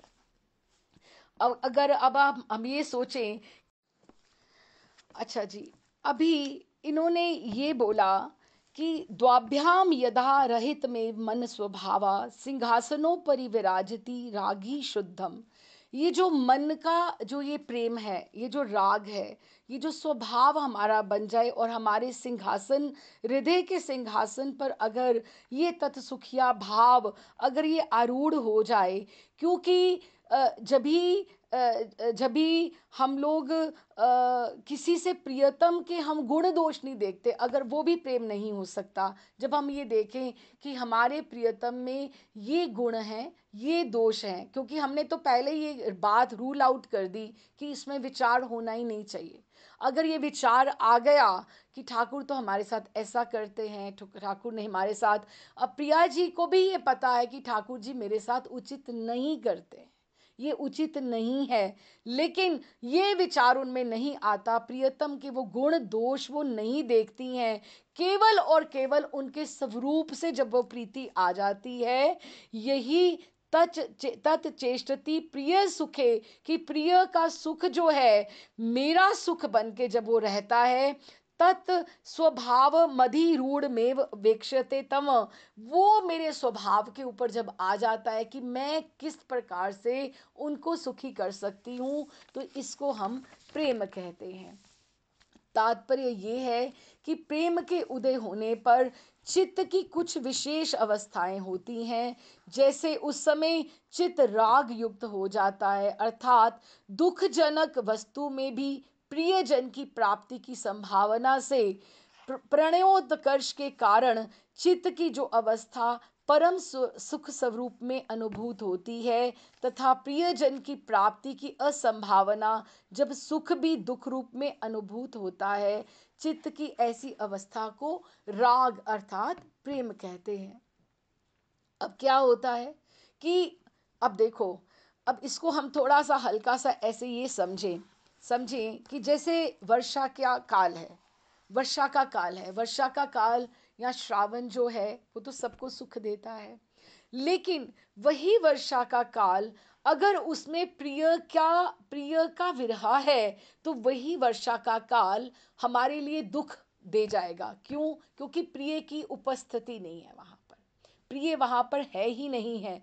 और जैसे अगर सुख की भी कोई स्थिति हो और वहां पर जिस तरह से एक और भी एग्जाम्पल लिया जा सकता है दृष्टांत समझने के लिए, कि जैसे हम सपोज हम कहीं हमने ट्रैवल किया, बहुत सी अच्छी अच्छी चीज़ें हैं, बहुत सुंदर है, क्या ग्रीनरी है, कितना वहाँ पे अच्छा व्यू है, लेक है, लेकिन हमें वो सुखमय प्रतीत नहीं हो रही है।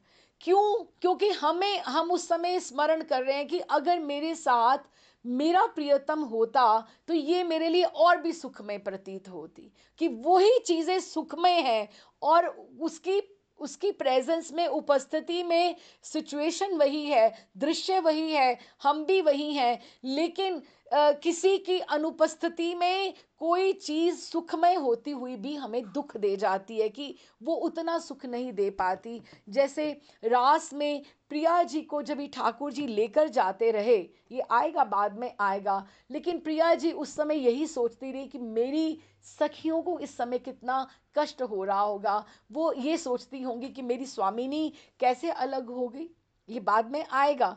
प्रिया जी को ठाकुर जी के साथ भी होते हुए भी उनको उतना आनंद नहीं आ रहा था। क्यों? क्योंकि उनको चिंता पीछे उनकी थी, जो जिनको वो पीछे छोड़ आई थी, जो उनके साथ सखियां अभिसार करके उनके साथ शरद की रात्रियों में उनके साथ जो ने आई थी। तो इस तरह से ऐसी स्थिति होती है कि अपना सुखमय स्थिति होती हुई भी हम उसका अनुभव नहीं कर सकते। अच्छा जी, अब जब तक हम चित्त की शुद्धता नहीं होगी ये सब बातें नहीं हो सकती। पहले चित्त का शुद्ध होना बहुत बहुत आवश्यक है। तो उसमें एक ये स्वाभाविक भाव है, स्वाभाविक एक फ्लो है, जिसको आप फोर्सफुली नहीं लेकर आ सकते। कि आप जगत में किसी को फोर्सफुली प्रेम नहीं कर सकते हो, तो आप अलौकिक स्तर पर कोई कैसे कर सकता है? नहीं कर सकता ना। आप किसी को कैसे बोल सकते हो? एक ये स्वाभाविक भाव है जो आप में जब तक हृदय आपका निर्मल नहीं हो, उसमें शुद्धता नहीं हो, क्योंकि ये कृत्रिमता या झूठेपन के ऊपर ये चीज़ें नहीं हो सकती। प्रेम ऐसा है। अब हमने यही बात को हम कंक्लूड करके अगर हम ये चलें, क्योंकि ये सैद्धांतिक पक्ष है कि उसमें प्रेम में विचार नहीं होता, और जब तक विचार हो, ढिंढोरा हो, उसमें प्रेम का अनुभव हो ही नहीं सकता। और दूसरी बात, प्रेम में गुण दोष किसी के नहीं देखे जाते। प्रेम केवल और केवल स्वरूप मात्र से होता है। वो हमेशा आप उसको ऊंचे स्तर तक ही रखते हो। और फिर वो उनको बोलती है कि जब तक मन में शुद्धता नहीं होगी और आपके स्वभाव में ये बात नहीं आएगी, आपके स्वभाव में आप झूठापन है, तो आप उसमें प्रेम आ ही नहीं सकता है। तो एक अब आप श्लोक करके, क्योंकि ये सब कठिन श्लोक हैं, विडंबना मात्र ही है इसको समझाना और समझना, लेकिन हमें करना है। तो एक श्लोक करके फिर हम छोटी सी कथा करते हैं, जिससे हमें बहुत सारी बातें समझ में आएंगी। इसमें कहते हैं कि जैसे देखो 5 तरह के कलेश होते हैं। लोक द्वयात, जो लोक में से जो हमें यहाँ से मिल रहे हैं और परलोक में से जो हम अपने साथ पीछे से लेकर आए हैं, जो प्रारब्ध है हमारा, ठीक है। स्वजनता, जो हमारे अपने बंधु बांधव हमें देते हैं। परता, परता अर्थात जो हमें शत्रु देते हैं, हमारे कोई हमारे लिए बुरा भी तो सोचते होंगे ना, वो भी तो हमें कष्ट देते हैं ना। सवतो वाह, और अपने मन से भी हम अपने लिए, अब कोई बात हो ही ना तो हम अपने मन से ही सोच लें, अपने मन से ही सोच लें कि ये ऐसा ऐसा ऐसा ऐसा ये मेरे बारे में सोचती है, तो हम अपने अपने मन को ही कष्ट दे रहे हैं ना। तो इस तरह से लोक परलोक, अपने जनों से और शत्रुओं से और अपने मन से, 5 तरह के क्लेश होते हैं, ठीक है। तो उन्होंने कहा कि जिस तरह से लेकिन प्रेम में क्या होता है, ये अब ये बात समझ में आएगी कि जिस तरह से जो प्रेम होता है उसकी उन्होंने, राधा रानी ने जो तुलना करी है एक सिंह की तरह करी है कि वो एक शेर के समान है। शेर निर्भय होके सोता है, उसको किसी की परवाह नहीं होती, वो बहुत बहादुर होता है, उसको पता है मैं सबको हरा दूंगा। प्रेम में इतना बल होता है कि वो सोचता है कि मैं सब कुछ कर सकता हूँ।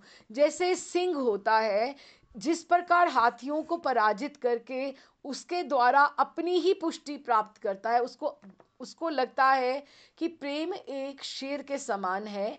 तो ये जो सब बातें हैं ना, लोक में ये, परलोक में ये, शत्रुजन ये बात कर रहे हैं, गुरुजन ये बात कर रहे हैं, अपना मन भी कुछ कह रहा है, सबको वो बिठा देता है कि प्रेम इतना निर्भय होता है कि जब आप सोच लेते हो ना कि मुझे इससे प्रेम करना है, तो आप किसी भी चीज के बारे में नहीं सोच सकते हो, बल्कि उससे प्रेम और बली होता जाता है, उसको सिंह को अपनी पुष्टि प्राप्त होती जाती है। उसी प्रकार जिस अपनी देह से तथा देह से संबंधित विषयों, यहाँ तक कि जिससे प्रीति की जा रही हो, यदि उस प्राण प्रेष्ठ प्रियजन के द्वारा भी सुमेरु पर्वत तुल्य असीम गुरुतर अगर क्लेश प्राप्त होता है, तथापि अत्याधिक बलवान प्रेम उन क्लेशों को पराजित करके उनके द्वारा स्वयं ही पुष्टि प्राप्त करता है।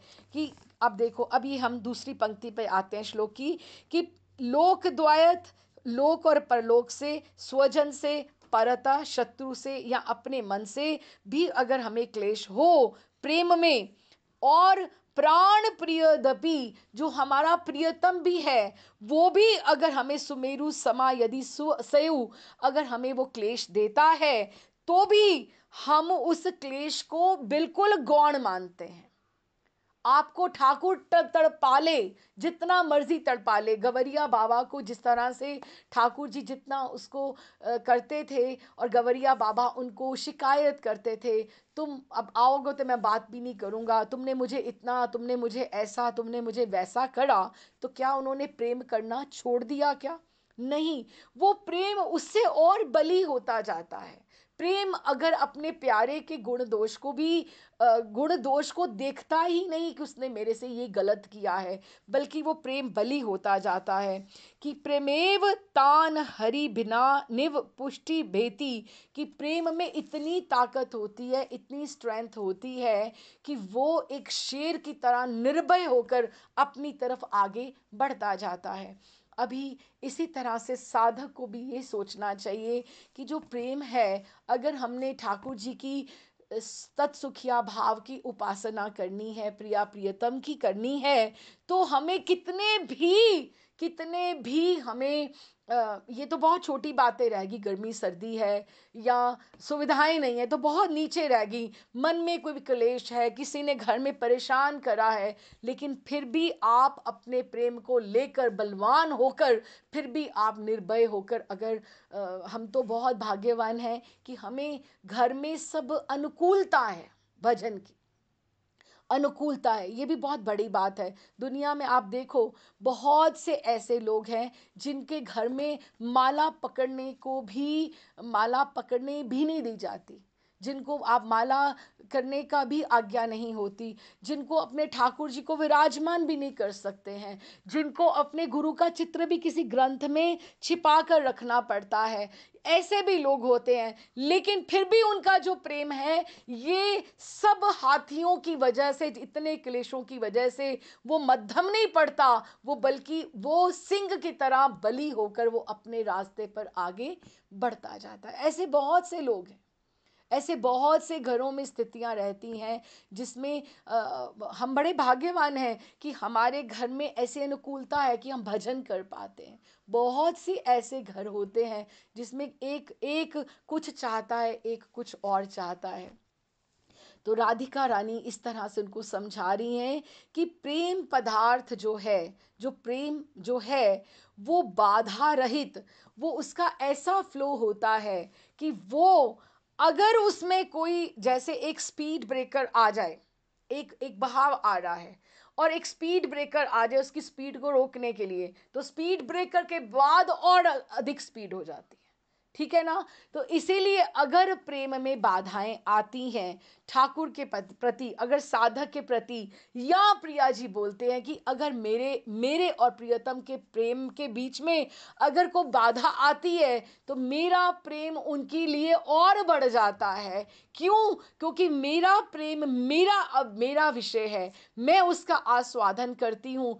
मैं प्रियतम के गुण दोष के बारे में विचार नहीं करती हूँ, क्योंकि मेरा ठाकुर जी के जो प्रति प्रेम है मेरे स्वभाव के ऊपर ऐसा बैठा होता है कि मुझे वो सोचने की फुर्सत ही नहीं होती, वो विचार ही नहीं होता कि इन्होंने मेरे साथ क्या किया। मैं अपने प्रेम के भाव के साथ आगे बढ़ती जाती हूँ, बढ़ती जाती हूँ।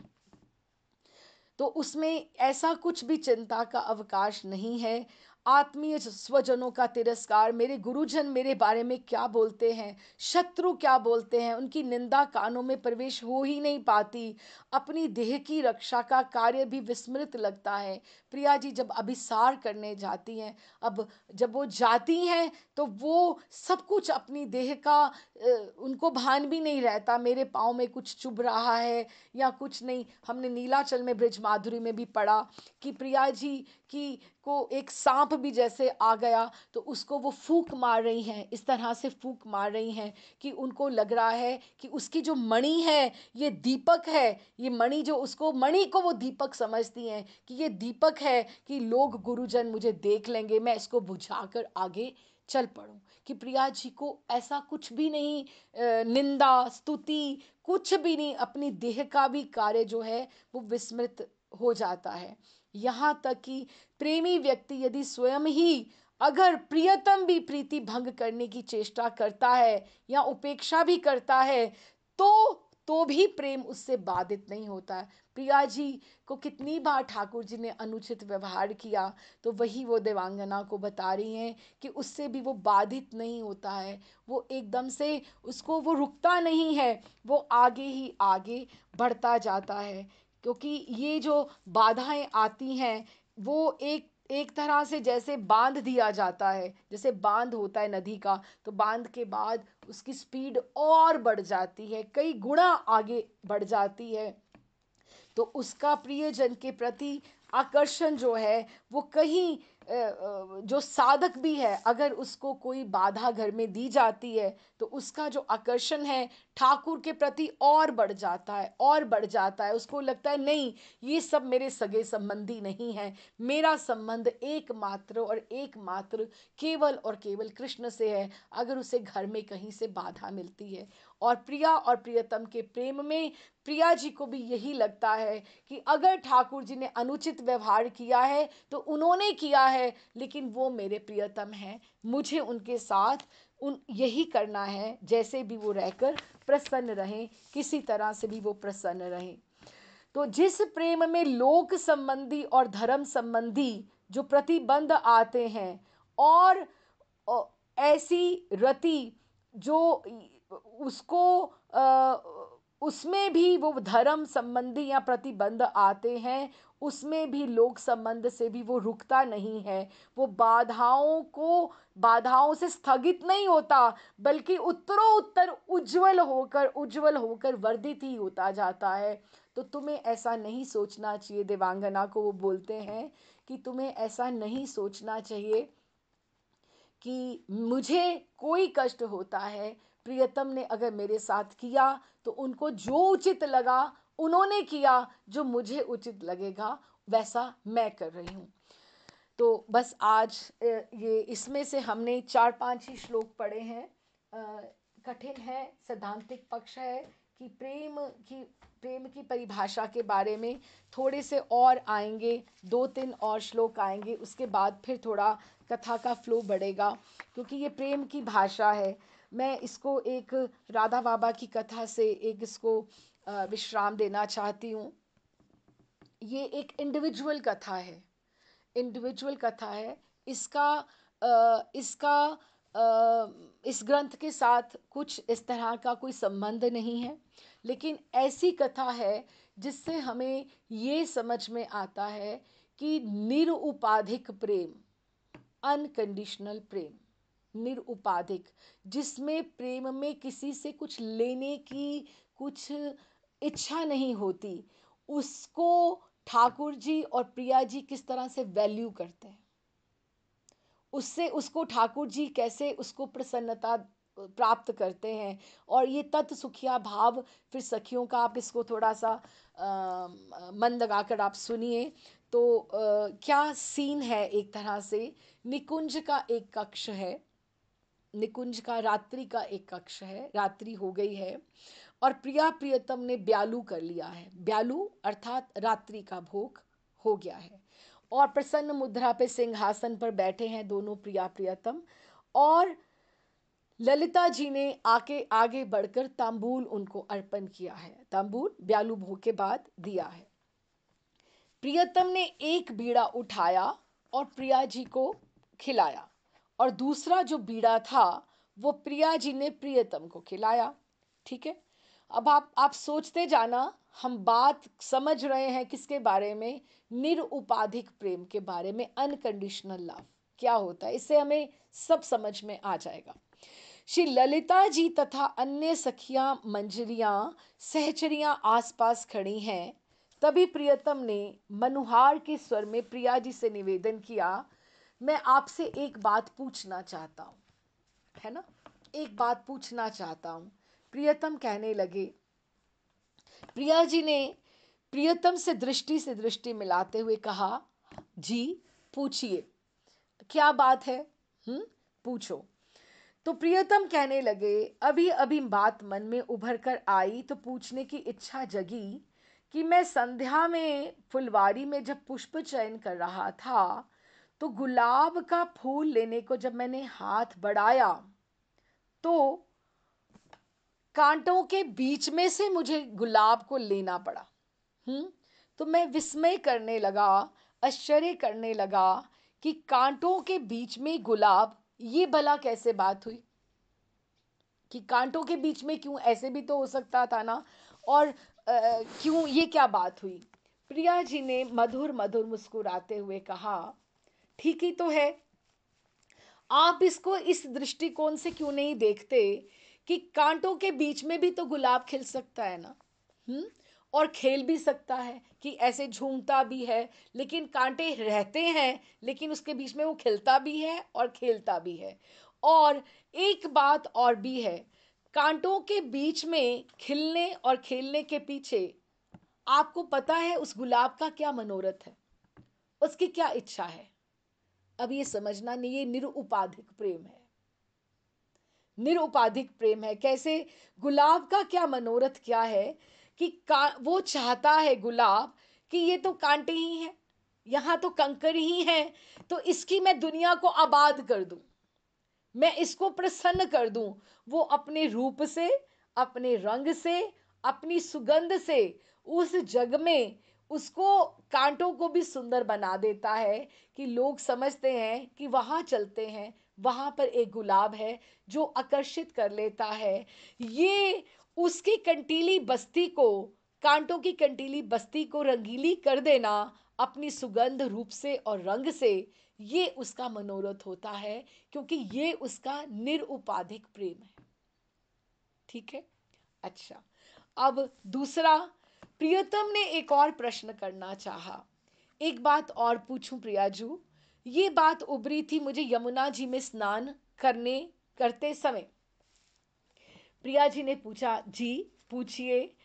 श्री प्रियतम कहते हैं, सरिता का जो जल का मंथर प्रवाह होता है, वो निरंतर बहता ही रहता है, बहता ही रहता है, बहता ही रहता है। उसके प्रवाह में कभी भी विराम नहीं आता, ठहराव नहीं आता, है ना। अब आप ये देखना, ये उसका स्वभाव है।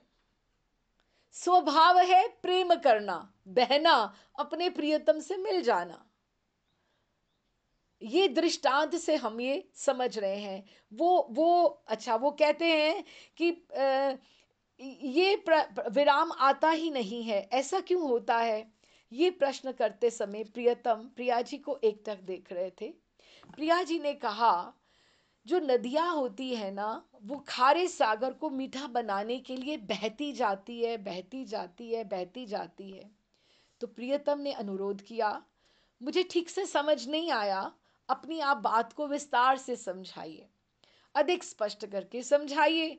तो प्रिया जी ने कहा, देखो, अनेक सरिताओं का, नदियों का जल भगवती गंगा के विस्तृत विशाल प्रवाह में समा जाता है, और फिर वो प्रवाह धीरे धीरे सागर के अथाह जल में समा जाता है। क्यों?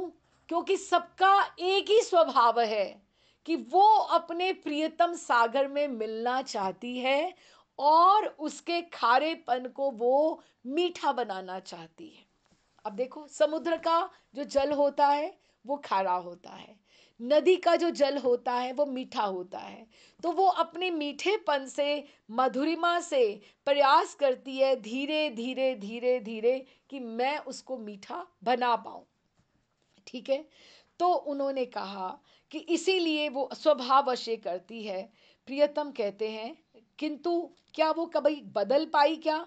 एक दो दिन अथवा एक दो वर्ष की तो बात ही क्या, युग के युग बीत चले, नदियां मीठी की मीठी है और सागर खारा का खारा है। हाँ, उसमें से उसने क्या खोया और क्या पाया। तो प्रिया जी ने समझाते हुए ये कहा, अब ये देखो, यही बात है, सरिता का जो समर्पण है वो फल सापेक्ष नहीं है, वो कुछ नहीं चाहता। वो सागर से वापस चाहता है कि तुम मीठे नहीं हुए, तुम मुझे वापस दे दो ना। उसको खुद आनंद आता है, वो फल की इच्छा ना करते हुए अपने स्वभाववश उसकी ओर बढ़ता जाता है, बढ़ता जाता है, बढ़ता जाता है, एक महान उद्देश्य की सिद्धि के लिए, क्योंकि उसका जीवन में समर्पण, समर्पण और समर्पण है। फल की आशा सरिता की प्रेरणा बिंदु नहीं है। वो ये प्रेरणा नहीं है उसकी कि मुझे कुछ क्या मिलेगा। समझ में आ रहा है आपको? क्योंकि वो स्वभाववश आगे बढ़ती है। उसका समर्पण जो है वो प्रेरणा बिंदु नहीं है कि मुझे इसका फल क्या मिलेगा। वो स्वभाववश आगे बढ़ती जाती है। उसका महान उद्देश्य क्या है? सागर को मधुर बना देना। प्रेम भी ऐसा ही होता है। वो स्वभाववश अपने हृदय के सिंहासन पर विचार रहित, बिना किसी की गुण दोष प्रियतम के कि वो खा रहा है मैं क्यों जाऊं, मैं इतना ही चली गई उसमें क्यों ना। समर्पण और समर्पण, निरुपाधिक, कोई फल की आशा नहीं, और वो आगे बढ़ती जाती है। तो अपने प्रवाह का मीठा जल अनवरत प्रदान करते रहने से भी वो उसको ये लगता है कि कभी भविष्य में सागर के जल में खारेपन का नाम भी ना रहे, और सागर का सारा जल अति मधुर बन जाए। चाहे वो बनता नहीं है, फिर भी वो बिना किसी फल की आशा के, प्रेम भी ऐसा होता है, निरुपाधिक प्रेम होता है। ये प्रिया जी समझा रही हैं इन दृष्टांतों से समर्पण क्या होता है, बिना किसी फल की आशा किए। प्रियतम को बहुत आनंद आया, उल्लास से भरे स्वर में कहा, अति सुंदर, अति सुंदर। अच्छा, एक और बात बता दो, ये सबसे सुंदर ये है, और फिर उसका उसका हम वो निकालेंगे, निष्कर्ष निकालेंगे। बस 2 ही पॉइंट्स और हैं, थोड़ा आप अटेंटिव होकर सुनिए तो आपको पूरे आज की क्लास समझ में आ जाएगी।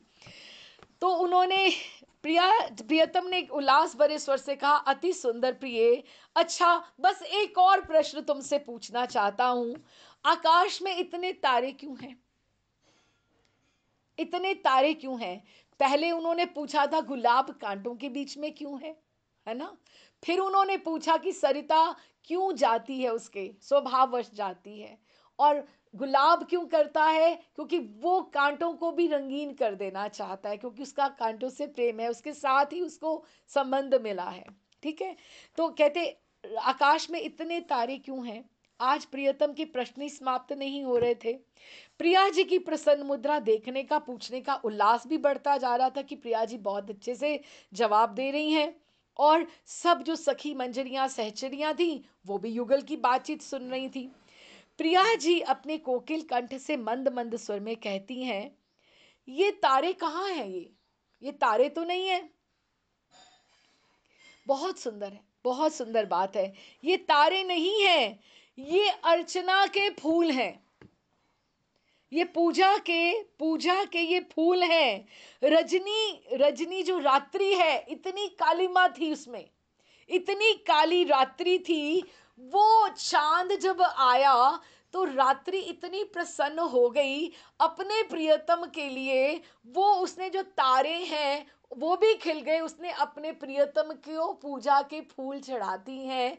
ये जो तारे हैं ना, ये तारों के मिस से वो चांद का अभिनंदन करती है, क्योंकि इस चांद ने ही रात्रि की कालिमा को चांदी सा शुभ्र बना दिया, नहीं तो ये तो काली ही रहती, इसको कौन पूछता। चांद चांद के होने से इसकी इसकी भी थोड़ी अच्छा हो गया इसके लिए, जो अपना धन लुटाकर दूसरे की कालिमा को रूपहली बना दे, उसके गीत क्यों ना गाए जाए। इसीलिए वो रात्रि जो है तारों के रूप में अर्चना कर रही है। कितनी सुंदर बात है, कोई कवित्व जिसमें हो उसको ये बात समझ में आए। श्री प्रियतम कहते हैं, अच्छा ये चौथी बात उन्होंने कही।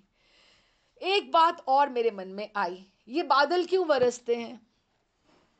प्रिया जी ने कहा, अब आप ही पूछते जाओगे क्या? अब मैं आपसे एक प्रश्न पूछती हूं, इस प्रश्न का मैं उत्तर तो बाद में दूंगी कि ये बादल क्यों बरसते हैं। पहले तुम बतलाओ प्रिया, कि आपके नयन बार बार कभी कभी बीच में सजल क्यों हो जाते हैं? आपके आंखें जो हैं कभी कभी आप सजल क्यों हो जाते हैं? आप अश्रु क्यों आ जाते हैं आपके नेत्रों में? सुन रहे हो ना आप सब? कितनी सुंदर बात है, हाँ, कि आपके आंखें क्यों सजल हो जाती हैं, और कभी कभी ये सजलता इतनी हो जाती है कि आपकी कपोलों को भी ये भिगो जाते हैं, भिगो जाते। ऐसा क्यों होता है? प्रियतम कहते हैं, ये तुम क्या पूछ बैठी मुझसे, और इन सखी मंजरियों सहचरियों के समक्ष मुझसे तो ये बात ही नहीं बनती। तुम तो बड़ी चतुर हो, तुमने तो सारी बातों का जवाब बड़े अच्छे ढंग से दे दिया। ये सबसे सुंदर है, सबसे सुंदर है कि उन्होंने तुमने दे दिया, लेकिन मैं इन लोगों के सामने क्या बोलूं? इन सबके कहते नहीं, जब आपने मेरे से पूछा मैंने जवाब दिया, आप भी तो दीजिए ना। जब तुमने पूछ ही लिया है तो सकुचाए स्वर में इतना ही कह सकता हूं कि मैं क्यों रोता हूं, ये सजलता मुझ में क्यों आती है नेत्रों में, क्यों? ये जो तुम्हारी इतनी सखियां, सब सुन लेना, अब समझ में आ जाएगा निरुपाधिक प्रेम क्या होता है, अनकंडीशनल लव। कि इन सखियों मंजरियों और सहचरियां जो ये सब तुम्हारी हैं, इनकी स्वार्थ शून्य सेवा भावना को देखकर मुझे रोना आ जाता है। जितनी तुम्हारी सखियां हैं, जितनी तुम्हारी सहचरियां हैं, जितनी तुम्हारी मंजरियां हैं, दासियां हैं, इन्होंने कभी नहीं सोचा कि हमें क्या चाहिए। वो ये सोचती तत् सुखिया भाव कि प्रिया प्रियतम को क्या चाहिए।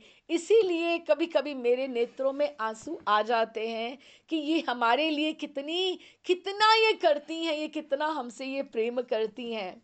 ये स्वार्थ शून्य सेवा भावना को देखकर, ये क्योंकि इनका जो प्रेम है ना स्वभाववश है, उसमें विचार नहीं है, वो निरुपाधिक प्रेम है, अनकंडीशनल है। वो ये भी नहीं सोचती कि हम उनको कुछ दे पाते हैं या नहीं दे पाते हैं। ये वो जो प्रियतम हमारा सुख ही इनको कितना है, इसलिए मुझे कभी कभी रुलाई आ जाती है। ठाकुर कहते हैं इनके आत्मो उत्सर्ग को देखकर कि इन्होंने अपनी आत्मा को, आप कभी भी ये नहीं सोचना, हम कभी सोचें साधक सहचरियां मंजरियां सखियां कभी सोचें कि हमारी सेवा ठाकुर जी और प्रिया जी की दृष्टि में नहीं है। ना ना ना ना ना, पल पल वो दृष्टि में है, पल पल हम उनकी दृष्टि में हैं। वो एक एक क्षण हमें निहार रहे हैं, देख रहे हैं।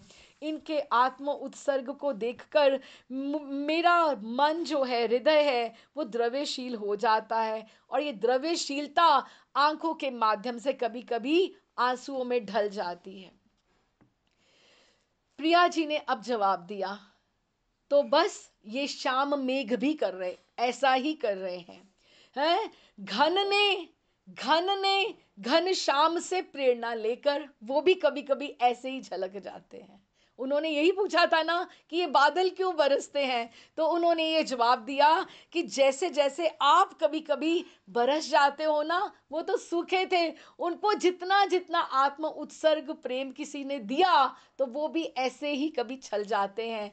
घन घन बादलों की प्रेरणा घन श्याम है, वो आपकी कांति से रंग लेकर, आपसे सजलता लेकर वो भी कभी कभी बरस जाते हैं।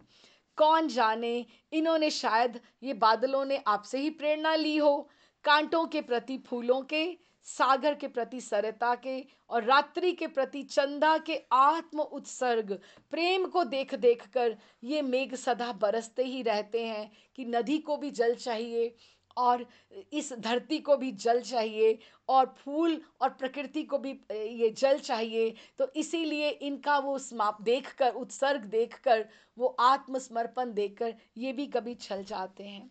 श्री प्रियतम तो अभी और भी कुछ पूछना चाह रहे थे, पर ललिता जी ने कहा कि नहीं, अब बहुत देर हो गई, अब आप शयन कीजिए, अब आप विश्राम कीजिए। तो ये जब सब बातचीत होगी और प्रिया प्रियतम विश्राम कर गए। और ये 4 एग्जाम्पल्स में, दृष्टांत में हमें ये समझ में आया कि ये जो प्रेम होता है ना, ये स्वभाववश होता है, और स्वभाववश उसमें कोई भी विचार नहीं होता।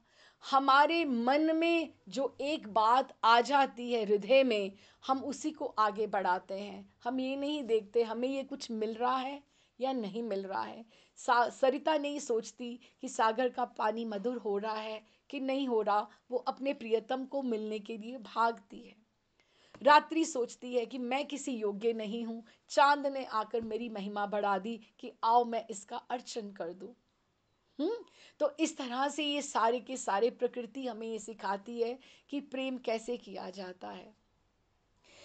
तो ये जब वो विश्राम करने चले गए दोनों, तो जब ये सखियां आपस में, सहचरियां मंजरियां सोच रही थी कि ये जो उत्तर जो ये थे, प्रिया जी ने जो उत्तर दिए, क्या ये प्रियतम को ज्ञात नहीं थे?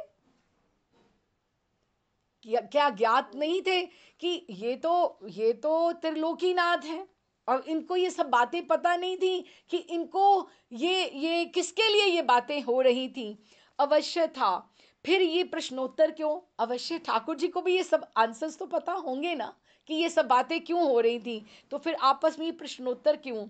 तो ये वो कहते हैं कि जब जिज्ञासा मैंने सुदेवी जी जो समीपी थी, मैं उनसे जब पूछी, तो उन्होंने बड़े प्रेम से बोला, तू सचमुच बड़ी भोली है कि उन्होंने कहा कि क्या मेरी जिज्ञासा गलत है? सुदेवी जी ने कहा नहीं, तेरी जिज्ञासा गलत नहीं है, पर इस प्रश्नोत्तर के कारण पर तनिक सोच।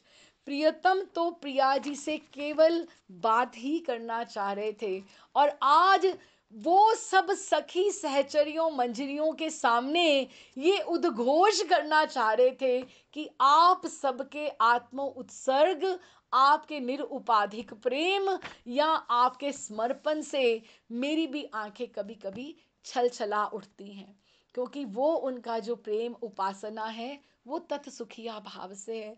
उन्होंने सहचरियों मंजरियों ने कभी भी अपना सुख सोचा ही नहीं है।